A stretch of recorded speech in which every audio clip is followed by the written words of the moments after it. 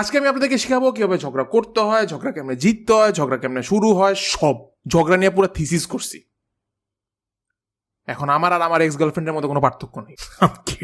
Recently ব্যবসা শুরু করছি, বুঝছেন? লাইক আমাদের টার্গেট হচ্ছে কি আমরা স্পন্সরশিপ ডিপেন্ডেন্ট হব না, আর নাইলে ওরা এসে বলে ভাইয়া অ্যাকচুয়ালি লোগোর প্লেসিংটা ঠিক মতো হয় না, ঠিক আছে আরেকটু বড় করেন তো। আরে আপনার এডিটরটা কি করতেছে? ভাই আপনি একটু লোগোটা একটু কোনায় রাখেন না, ভাইয়াকে তো দেখাইতে হবে না, আফটার অল উনি তো আমাদের সেলিব্রিটি মানুষ। Perfection, oh Picasso. It doesn't mean যে যারা যারা স্পন্সর করার প্ল্যান করতেছেন তারা স্পন্সরশিপ না করেই চলে যাবেন। প্লিজ স্পন্সরটা কইরেন। আমি এখন সিঙ্গেল, এখন তো আর যৌতুকও নিতে পারবো না। সো এখন থেকে আমি বেসিক্যালি ট্রাই করতেছি নিজের প্রোডাক্ট দিয়ে নিজেকে স্পন্সর করা। So this video is sponsored by আমার নতুন comics Noman 3 the collector edition. Thank you ট্রুটেন। আমি দুইটা নতুন জিনিস শিখছি।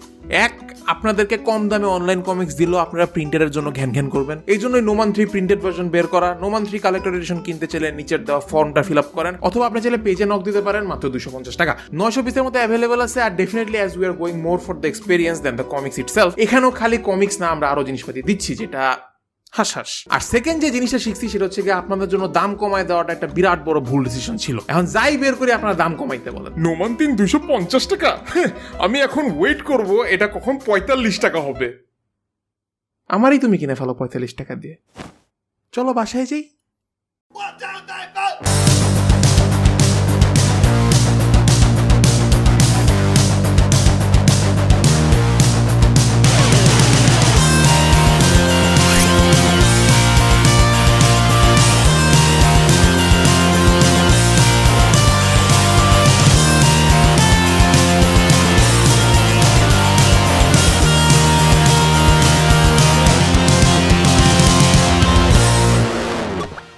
হে গাইস, হোয়াটস আপ? কি অবস্থা? আমি অন্তিক মাহমুদ, এবং আজকে আমরা কথা বলবো ঝগড়ার খুঁটিনাটি নিয়ে। অ্যাজ অলওয়েজ এখানে আমি এক্সাম্পল হিসেবে আমার লাইফে ঘটে যাওয়া কাহিনীগুলো বলবো, যদিও আমি রিসেন্টলি ঝগড়া করা বেশ কমাই দিছি, as I am a CEO now. আমার লাইফস্টাইল এখন সিইও দের মতো হয়ে গিয়েছে।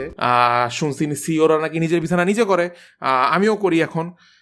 আমার খালা বেশ অবাক হয়ে যায় মাঝে মধ্যে। শি ইজ লাইক, তুমি কি বিছানায় পেশাব করছো? আমি অনেকের সাথেই ঝগড়া করছি, পিটুর সাথে ঝগড়া করছি, জাপানের সাথে ঝগড়া করছি, মালিয়ার সাথে ঝগড়া করছি, উপমা। ও ওয়াও, আমি কি খালি মেয়েদের সাথেই ঝগড়া করছি?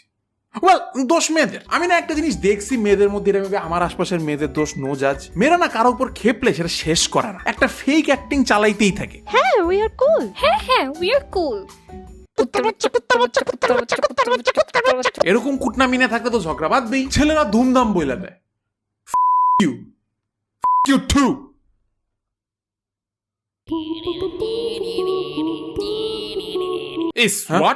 So, ছেলেদের সাথে আমার খুব একটা ঝগড়া হয় নাই, কিছু একটা ভালো না লাগলে খুব ফাস্টই কনক্লুশন আইসা পড়ছি। এনিওয়েজ, প্রথম যার সাথে ঝগড়া নিয়ে কথা বলবো, আচ্ছা ইউ নো হোয়াট, এখনই নাম না বলি, কাহিনী শুরু করে দিই। সো ভার্সিটিতে আমি আসার পর আমি কয়েকটা সার্কেলের সাথে বেশ ক্লোজ হয়েছি, যেমন মালিয়ার সাথে ফ্রেন্ডশিপ করার পর আদিবার অরিবের সাথে যেমন ফ্রেন্ডশিপ হয়ে গেছে, তেমনি উপমার সাথে ফ্রেন্ডশিপ করার পর ওর গ্রুপটাকেও আমি ফ্রিতে পেয়ে গেছি। সো ইউজুয়ালি উপমাদের গ্রুপের মধ্যে উপমার সাথে ঝগড়া করলে উপমা আপনার সাথে পাল্টা ঝগড়া করে, এশার সাথে ঝগড়া করলে বরিশাল্লা তো। সো আর কি কোন দিকের যে কথা বলা শুরু করে আমি নিজেও বুঝি না মাঝে মধ্যে। কিন্তু পিটুশের সাথে ঝগড়া করতেই যায় না, আপনারা ধুইয়া খেয়া ছেড়ে দিবে, বুঝছেন? সো ইউজুয়ালি চিল্লাফাল্লা করলে আমি এই জন্য উপমার সাথেই করি। এমনও হয়েছে যে দিনকাল ভালো যেতেছে, আশপাশের পাখির কিচিরমিচির শব্দ, সুন্দর খোলা হাওয়া বাতাস বয়ে বেড়াচ্ছে, বসন্তের শেষ শরতের বিকাল, সব চুপচাপ, জাস্ট আমার একটু গ্যাঞ্জাম করা লাগবে। এই জন্য আই থিঙ্ক মেয়েদের রান্নাঘরে থাকা উচিত। বাস, উপমা খেপে উঠছি। এন্ড আমি অভ্যস্ত এইসব গ্যাঞ্জামের সাথে, সো আই ডোন্ট কেয়ার। কিন্তু কাহিনী হয়েছে অন্যদিন। আমাদের ভার্সিটিতে ফ্রেশার্স দেওয়া লাগবে, সো আমি একটা গুরু দায়িত্ব নিয়েছিলাম, এই জন্য আমার মাল্টিটাস্কিং করা লাগতেছিল। তো তখন আমি উপমাদের গ্রুপকে একটা দায়িত্ব দিয়েছিলাম, বাট উপমারা বারবার সেই কাজে ঘাপলামি করতেছিল, এন্ড এটার কারণে আমি অন্য কাজে ফোকাস করতে পারতেছিলাম না। সো আমি চেতে মেতে গিয়ে উপমাকে খোঁজা শুরু করছি। ভার্সিটির সামনে দেখি ওরা আমার দিকে আগে আসতেছে, আমি উপমা বরাবর হাঁটা শুরু করে নগদ চোখ বন্ধ করে গালি দেওয়া শুরু করে দিছি। ইনসার্ট তার জন্ম নিয়ে প্রশ্নবিদ্ধ করার মতো গালিগালাজ হিয়ার। তোর কি মনে হয় আমার আর কোনো কাজ নাই? তোদের প্যারা আমি নিতে পারুম না? ইররেসপন্সিবলের মতো কাজ করতে না পারলে আমাকে আগেই কয়ে দিতি, আমি তোদেরকে কাজটা দিতাম না।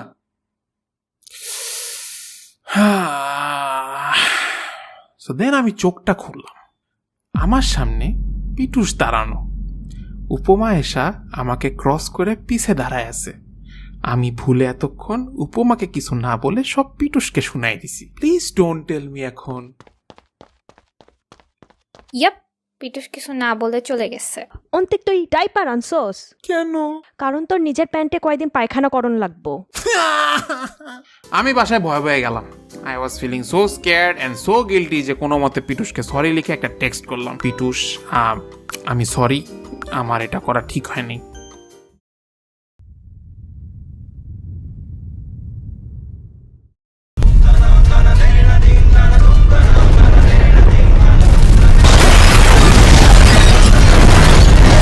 আমিও রচনার যত নিচে যেতে থাকি তত আমার বেঁচে থাকার ইচ্ছা হারায় ফেলা শুরু করে দিই। আমার পরতে পরতে যত ইমপারফেকশন আছে সব ও তুইল্লা তুইল্লা ধরে আমার গালি দিচ্ছে। একটা পয়েন্টে এটাও বলছে, তুই কি জানোস তোর চেহারা দেখলে আমার বমি আসে, তুই প্লিজ তোর চেহারা আমার আর দেখাইস না। যাও যাও মানে কি? হ্যাঁ, অলসো ডাইপার কিনছো? অ্যাপারেন্টলি ওর সাথে সবকিছু এখন ঠিকঠাক আছে। ওর সাথে ঝগড়া ফিক্স হয়ে গেছে after a lot of struggle. ভাই কতক্ষণ ঝগড়া করছেন? ও 3 ঘন্টা। আরে হুর, এটা কোনো ঝগড়া হইলো? আচ্ছা 3 দিনই তো, এটাও খুব একটা কোনো বড় ব্যাপার না। ফ্রেন্ডশিপের তো এটা হয় 3 সপ্তাহ। এইটা কোয়েন না 3 মাস। ইয়েস এক্স্যাক্টলি, আমার সাথে 3 মাস ঠিক মতো কোনো কথা বলা নাই। এন্ড দেন আমার বার্থডের দিন পিটুস ওয়াজ লাইক, আচ্ছা না থাক, পোলাটারে বহুত দিন বেড়া দিছি আনা দি। এন্ড আমাকে সে আউট অফ নোওয়্যার বার্থডেতে উইশ করে বসছে। এটা দেখে তো আমি আবেগে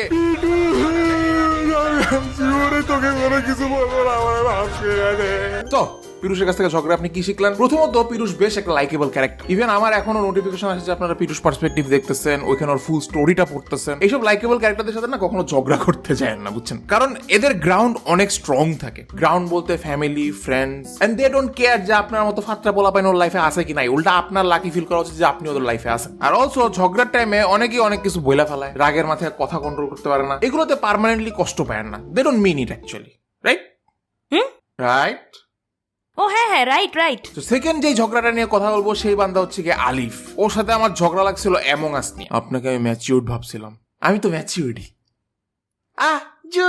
আলিফের সাথে ঝগড়াতে আমি কোর একটা জিনিস বুঝতে পারছি। সো বেসিক্যালি কাহিনী যেটা হয়েছিল সেটা হচ্ছে আমার ফ্রেন্ডরা মিলে আমরা অ্যামং আস খেলতাম, অ্যাজ আপনারা জানেন। এন্ড একটা পয়েন্টে কিছু একটা হয়েছে, হয় ও ধরা খাইছে আর আমি ধরা খাইছি, নিজেরই মনে নেই, কিন্তু ঠিকই ঝগড়া করছি। তো একটা পয়েন্টে কিছু একটা হয়েছে, আলিফ আমাকে খোটা মারা শুরু করলো। এন্ড আমি বইলা বসলাম, তুই এত টক্সিক বিহেভিয়ার কেন করতেছিস? বাস আলিফ খেপা গেল। এখন আপনারা বলতে পারেন এখানে এত খেপার কি আছে? ওয়েল, এটা আমাদের আলিফ। ও কখন কিসে খেপা যায় এটা কেউ জানে না। ইভেন ওকে যদি আপনি বলেন তুই একটা কুত্তার বাচ্চা, হি উইল বি লাইক, তোর এত বড় সাহস, তুই আমার বাপ মাকে কুত্তা ডাক, সমস্যা নাই, আমাকে তুই বাচ্চা রাখবি কেন?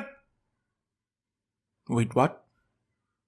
আমার বয়স 24, আমি বড় হয়ে গেছি। তো ও খেপলে আর কি, আমরা গাটাই না কেন খেপছে। এনিওয়েজ আলিফ আর আমার এমন আছে লেগে যায়। এন্ড অ্যাপারেন্টলি ঝগড়া কোনো দিকে আগাইতেছিল না। একবার ও বলে, তো তুই আমাকে সবার সামনে টক্সিক কেন রাখবি? তো তুই কেন গেমটাকে এত সিরিয়াসলি নিয়ে আমরা টন মারা শুরু করছিস? না তো তুই আমাকে টক্সিক ডাকছিস কেন সবার সামনে? তুই কেন গেমটাকে এত সিরিয়াসলি নিয়ে আমাকে টন অন্তিক কি এখন নতুন কিছু বলবে? না। সো এখানে শিক্ষণীয় কি আছে? ওয়েল, ঝগড়া স্ট্রাকচারটা দেখেন। আমি ভাবতেছি ওর অ্যাকশনের কারণে আমি খেপছি, আর ও ভাবতেছে আমার অ্যাকশনের জন্য ও খেপছে। এন্ড এভাবেই ঝগড়া শুরু হয়েছে, which is true, but doesn't mean যে কোনো একটা সাইড মেনে নিলেই সলিউশন এসে পড়বে। আসলে আমরা দুজনে নিজেদের লুপের মধ্যে আছি, এন্ড আমাদের বাইরেও যার একটা লুপ ঘুরতেছে সেটা আমরা দেখতেই পারতেছি না। ফর মি, আমার পয়েন্ট হচ্ছে গিয়ে ও একটা নর্মাল গেমকে কেন তো সিরিয়াসলি নিয়ে নিছে, আর ওর পয়েন্ট ছিল আমি সবার সামনে কেন ওকে ইনসাল্ট করলাম। আমরা আমাদের লুপের মধ্যেই আছি, একে অন্যকে বোঝার চেষ্টাই করতেছি না। একটু নোটিস করে দেখবেন এই জিনিসটা আপনাদের লাইফে হয়, এন্ড প্রবাবলি আপনাদের ম্যাক্সিমাম ফিক্স না হওয়া ঝগড়া এমনই। সো এই ঝগড়া আপনি কিভাবে ফিক্স করতে পারবেন? স্ট্রেট আপ যায় বলবেন, আমি সরি। হ্যাঁ হ্যাঁ, আসলে তোর পয়েন্ট আমি বুঝতে পারছি, আমার এই গেমটা এত সিরিয়াসলি নেওয়া ঠিক হয়নি।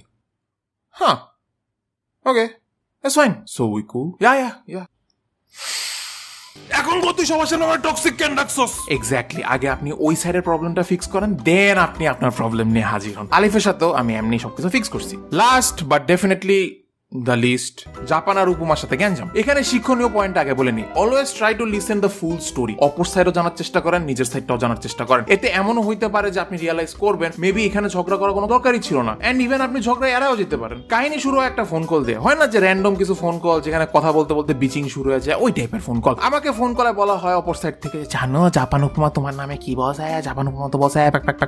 মোরাল অফ দ্য স্টোরি, এটা শুনে আমার অবস্থা ছিল, মৃত মানুষকে কখনো কথা বলতে দেখেছো? বুঝলি না তুই হোয়াট ইজ লাভ? ফোনের অপর সাইডের বক্তব্য শুনে আমি গেলাম খেপে। উপমা জাপান আমার সাথে এটা করতে পারলো? চেতে মেতে আমি জাপান রে ফোন দিলাম, লাগবে না আমার ফিমেল ভয়েস আর্টিস্ট, লাগবে। হ্যালো, এমন টাইমে হঠাৎ আমার পিরুষের কাহিনী মনে পড়লো। আমার সোনার বাংলা আমি তোমায় ভালোবাসি। আমি পিটুসের আউটকাম আবার চাই নাই, এই ভয়ে জাপানের উপরেও আমি চিল্লাইতে পারিনি। তো আমি বললাম ঠান্ডা মাথায়, জাপান আমি তো জানি তুমি অনেক ভালো মেয়ে, তুমি আমার সাথে এটা কখনোই করতে পারো না, তুমি না লক্ষ্মী একটা মেয়ে, তুমি কখনো কাউকে কোনো কষ্ট দিয়েছো বলো? না তুমি কখনো কষ্ট দাও নাই, আমাকে কি তুমি কষ্ট দিবা? তাহলে এখন বলো জাপান, আমাকে তো অমুক বলছে, pack pack pack pack pack pack pack pack pack, এটা কি সত্যি? টার্নস আউট এটা সত্যি না, ওদের দুইটাকে বাজেভাবে ফ্রেম করা হয়েছে। এন্ড সি এখন আমি যদি চিল্লাই ওদেরকে বলতাম ওই তোরা এটা কেমনে বলতে পারলি, তোর 14 গোষ্ঠী, তাহলে ওর সাথে আমার ফ্রেন্ডশিপ ভেঙে যেত। আজকে আমার চিকন গলা করে মেয়েদের ভয়েস করা লাগবে। So always try to listen first, you know. Anyways Nabi একটু কালার কারেকশন করে একটা স্যাড একটা ভাইব আনো। ট্রুটেন একটা স্যাড ব্যাকগ্রাউন্ড মিউজিক, মারুফ একটা sad background. Thank you. Mridul আস্তে আস্তে ক্যামেরা আমার দিকে আনতে থাকো। আমরা জানি ভিডিও শেষের দিকে আমি একটা মেসেজ দেওয়ার চেষ্টা করি, আমি ট্রাই করি আপনাদের মন ছুঁয়ে দিতে। আমি কথা বেশি বাড়াবো না, খালি এটাই বলবো যে ভিডিও কত বড় হয়েছে দেখছস, আর কত বড় ভিডিও চাস, অ্যানিমেশন কি তো বাদ করবে? শিট লাইফ প্যারাহিন ইফতি ডাইপার। জি ভাই। সবাই বলে আমি কি অন্য মেয়েরাও দেখলে বলে কারণ আমি আসলে সাথে লাগলে হালকা করে আপনার মোবাইলটা দেন। লোকে বলে তলে তলে পিছে কত কি যে চলে, আমার কথা ওরা বলে, সবাই দেখো তলে তলে, থিওরি না ফ্যাক্ট দেখো গান করি।